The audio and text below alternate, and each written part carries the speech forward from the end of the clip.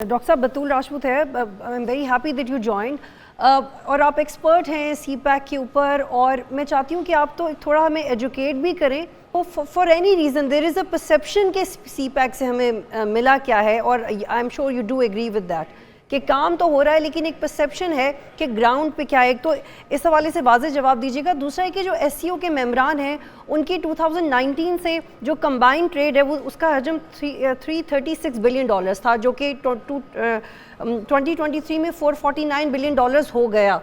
अब आने वाले वक्त में आप इसका साइज़ किन वजूहात की बिना पे बढ़ता हुआ देखेंगे? क्योंकि यूएस पुल आउट हो चुका है, अफ़गानिस्तान को रिकग्नाइज़ नहीं किया जा रहा, चाइना जो अफ़गानिस्तान में इन्वेस्टमेंट करना चाह रहा है ट्रिलियंस की, वो मटीरियलाइज़ नहीं हो पा रही। तो आप ऑन दी अदर हैंड जो सी पैक 2 है वो उससे एग्जैक्ट क्या फ़ायदा है? क्योंकि हम तो अभी तक सी पैक 1 से मिलने वाले फ़ायदे ढूंढ रहे हैं एज ए जर्नलिस्ट।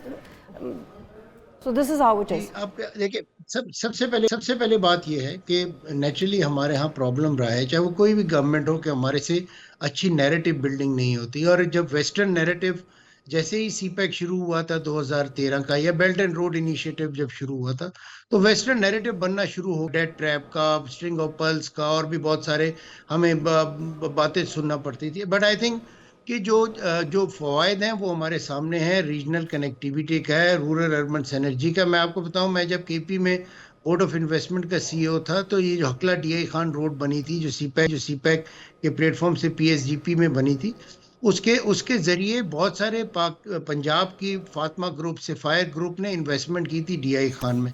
और इसके अलावा जो हमसे कुछ कमी गई, जिसमें हम वेस्टर्न कॉरिडोर को बिल्कुल उस तरह डेवलप नहीं कर सके, स्पेशली डीआई खान जोब का जो एरिया था, ताकि आपकी सीमलेस कनेक्टिविटी होती केकेएच तक और उससे आगे आप चले जाते।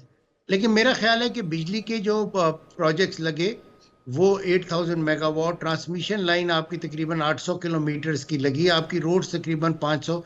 तो ये इसका इम्पैक्ट जरूर है। अच्छा, अब इसका प्रॉब्लम है कि साथ साथ आपकी जो पॉलिटिकल सिनेरियो डेवलप होता रहा, जो आप एक नजर आती है। और ये यहाँ पर नहीं है, बहुत सारे ममालिक, और ये साल तो वैसे भी पूरी दुनिया के अंदर इलेक्शंस के साल है, तो ये पोलराइजेशन बहुत ज़्यादा आई, और उसकी वजह से हम वो सही नैरेटिव नहीं बना सके। अच्छा, मेरा ये ख्याल ये है कि जो नेक्स्ट फेज में आप एग्रीकल्चर और उसके अंदर डेमोस्ट्रेशन सेंटर्स ला रहे हैं, आप इसके अलावा साइंस एंड टेक्नोलॉजी में ला रहे हैं, ये सॉफ्ट प्रोजेक्शन है, सॉफ्ट इंफ्रास्ट्रक्चर की रिक्वायरमेंट है। आपने ऑप्टिकल फाइबर, ये हमारा रिक्वायरमेंट थी कि हम उसको गवादर तक लेके जा सके, लेकिन हम सिर्फ पिंडी तक ला सके चाइनीज बॉर्डर से। सो आई थिंक वो कुछ ऐसे स्टेप्स हैं जो कि पिछले फेज 1 के रह गए हैं। जो नहीं, जहाँ तक आपका सवाल एससीओ का, आई थिंक एससीओ वो एक ऐसा प्लेटफॉर्म है, और मेरा ख्याल है ब्रिक्स भी किसी हद तक इसमें आता है, जो कि energy rich country, energy demand वाली कंट्री से। फॉर एग्जांपल, सेंट्रल एशिया के अंदर आपको पता है गैस और ऑयल के बेपनाह ज़खायर हैं, और उनको वो कनेक्ट करता है डायरेक्ट ऐसे ममालिक से जिसमें चाइना है, इंडिया है, इवन पाकिस्तान है, जहाँ पे आबादी बहुत ज़्यादा है, साइज बहुत बड़ा है, इकोनॉमिक ग्रोथ हो रही है, कहीं स्लोली हो रही है, कहीं बहुत तेज़ी से हो रही है।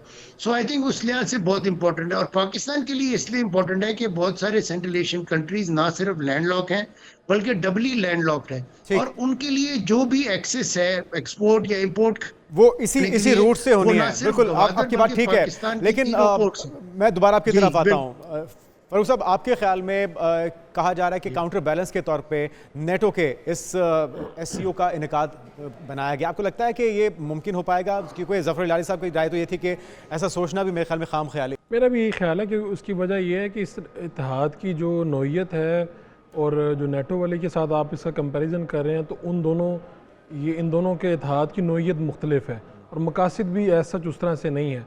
अगर आप इसकी छोटी सी एग्जांपल जो मेरे इल्म में है कि नेटो के किसी एक मुल्क पर हमला तस्वुर किया जाता है कि ये तमाम नेटो पे हमला है, और फिर उनकी फौज भी उसी तरह ज्वाइन के जो ममालिक हैं उनमें इस तरह का कोई ताबन नहीं है, ऐसा कोई ताबन नहीं है, और उनके अपने आपस के मसाइल बहुत ज़्यादा हैं।